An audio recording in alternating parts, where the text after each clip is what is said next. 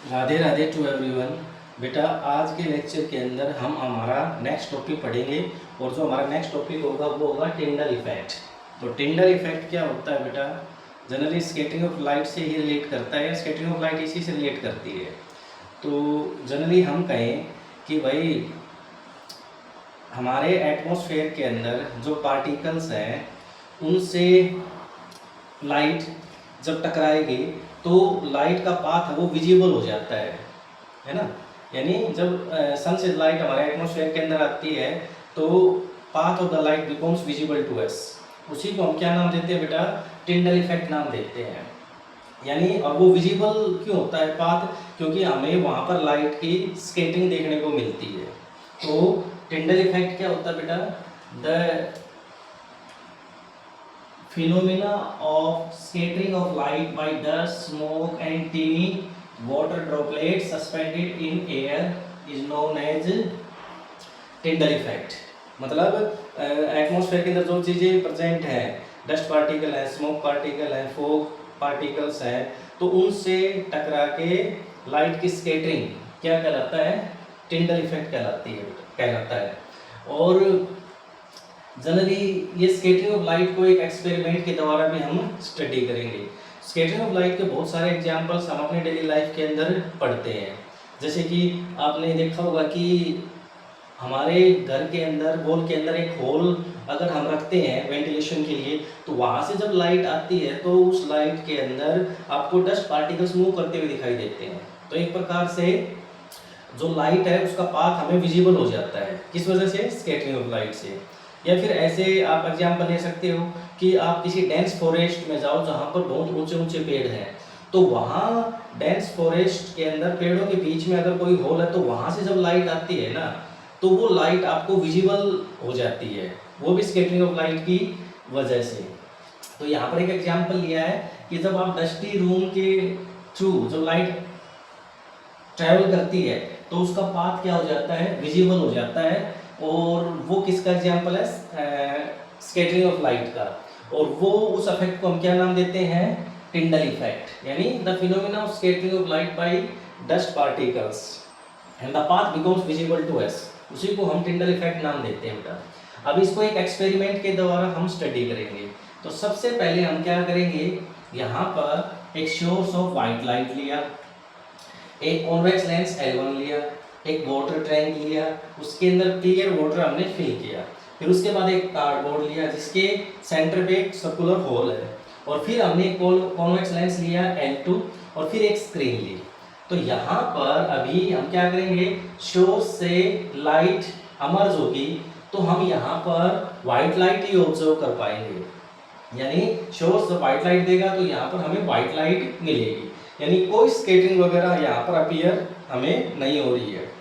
अब उसके बाद क्या करेंगे, उसके बाद ये जो वाटर टैंक है इसके अंदर हम अबाउट 200 ऑफ सोडियम थायोसल्फेट इसमें डिजोल्व करेंगे, ठीक है। और साथ में हम 1 to 2 ml 1 से 2 ml इसमें concentrated sulphuric acid H2SO4 concentrated H2SO4 डालेंगे। यानी दो चीज़ें हमने इस वाटर टैंक के अंदर डाली, 200 gram of sodium thiosulphate and 1 to 2 ml of concentrated H2SO4। कुछ समय बाद यानी 2 से 3 मिनट बाद आप देखोगे कि यहाँ पर छोटे छोटे पार्टिकल्स यानी माइन्यूट पार्टिकल्स बनना फॉर्म हो गए हैं।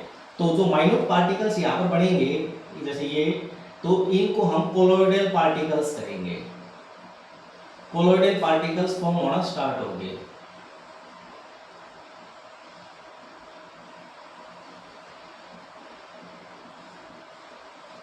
कोलोइडल पार्टिकल्स यहाँ पर इस वाटर टैंक के अंदर बढ़ना स्टार्ट हो गए।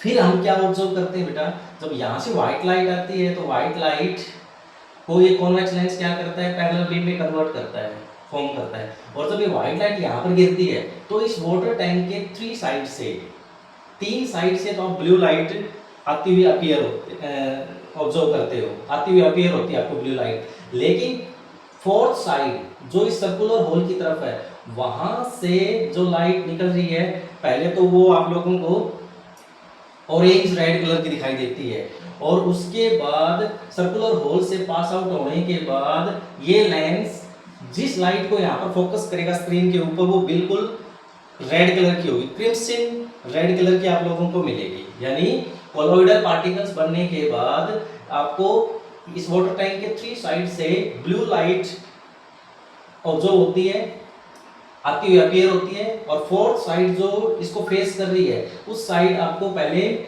ऑरेंज रेड लाइट दिखाई देती है और उसके बाद स्क्रीन के ऊपर क्रिम्सन रेड कलर दिखाई देता है।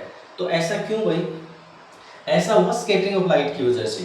तो यहाँ पर क्या हुआ कि जैसे व्हाइट लाइट यहाँ से पैरेलल बीम के फॉर्म में जब इसके ऊपर गिरी तो ब्लू लाइट की वेवलेंथ कम होने की वजह से उसकी स्कैटरिंग ज्यादा हुई, उसका बिखराव ज्यादा होगा, तो सारा ब्लू कलर यही स्कैटर्ड आउट हो गया। तो 3 साइड से आपको ब्लू लाइट आती हुई अपीयर होगी।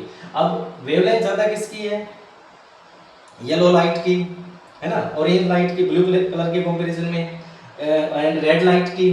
तो वो कलर यहाँ पर कम स्कैटर्ड हुए, तो कम स्कैटर्ड हुए तो वो कलर आपको आगे ट्रेवल करते हुए दिखाई दिए, और यहाँ सर्कुलर होल से गुजरते गुजरते जो ऑरेंज वोलेट कलर था, सॉरी ऑरेंज येलो कलर था, वो भी स्कैटर्ड आउट हो गया क्योंकि उसकी वेवलेंथ कम है रेड कलर के कंपैरिजन में। तो रेड कलर जिसकी वेवलेंथ सबसे ज्यादा है उसकी स्कैटरिंग सबसे कम हुई, और लास्ट तक आपको क्या मिला? रेड कलर मिला।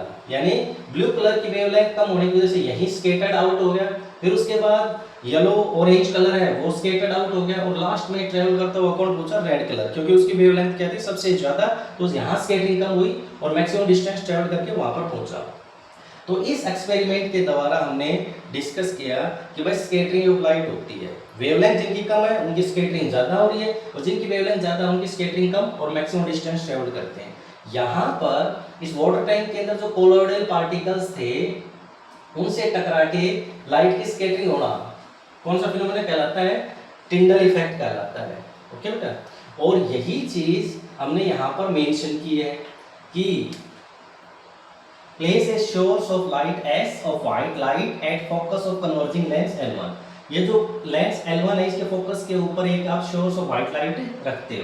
ए parallel beam of white light from L1, तो L1 से पैरेलल बीम ऑफ लाइट आएगी, allowed to pass through the tank, tank के अंदर से गुजरेगी, कंटेनिंग क्लियर वाटर, जिसमें सिर्फ क्लियर वाटर है, then through a circular hole made in the cardboard, उसके बाद इस कार्डबोर्ड के अंदर जो सर्कुलर होल है उससे गुजरेगी, और लास्ट में आपको एक शार्प इमेज मिलेगी ऑफ सर्कुलर होल, और कहाँ पर मिलेगी? ऑन स्क्रीन, और किसका यूज करके?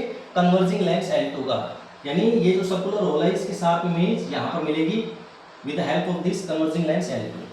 अब उसके बाद क्या? कोलोइडल पार्टिकल्स बनाने हैं, तो 200 gram of sodium thiosulphate 1 to 2 ml of concentrated H2SO4 हमने इसके अंदर ऐड किया। ठीक है, हमने देखा कि microscopic sulphur particle starts precipitating, यानी जो माइक्रोस्कोपिक सल्फर पार्टिकल्स है कोलोइडल पार्टिकल्स वो बढ़ना स्टार्ट हो गए। यू कैन ऑब्जर्व, उसके बाद हमने ऑब्जर्व किया blue light from 3 sides of glass tank. ये ग्लास टैंक इसके 3 साइड से ब्लू लाइट आपको अपीयर होती है क्योंकि इसकी वेवलेंथ कम है, तो यहीं पर स्कैटरिंग सबसे ज्यादा होगी उसकी। This is due to the scattering of short wavelength by minute colloidal particles, वही चीज हमने अभी डिस्कस की है। Observe the colour of the transmitted light from the 4th side of the glass tank facing the circular hole। तो आप ये जो 4th साइड है यहाँ से आप जो लाइटिंग है उसको आप ऑब्जर्व कीजिए। We first observe that orange red colour, starting में ऑरेंज रेड कलर मिलता है, और उसके बाद ब्राइट क्रिम्सन रेड कलर, बिल्कुल रेड कलर आपको स्क्रीन के ऊपर ऑब्जर्व होता है। क्यों? क्योंकि रेड कलर की वेवलेंथ ज्यादा होने की वजह से यहाँ तो स्कैटरिंग हुई नहीं, ज्यादा डिस्टेंस ट्रेवल करके वहां तक पहुंच गया। तो उम्मीद है बेटा आप लोगों को ये टॉपिक समझ में आया होगा। आज के लिए इतना ही, thanks and have a nice day.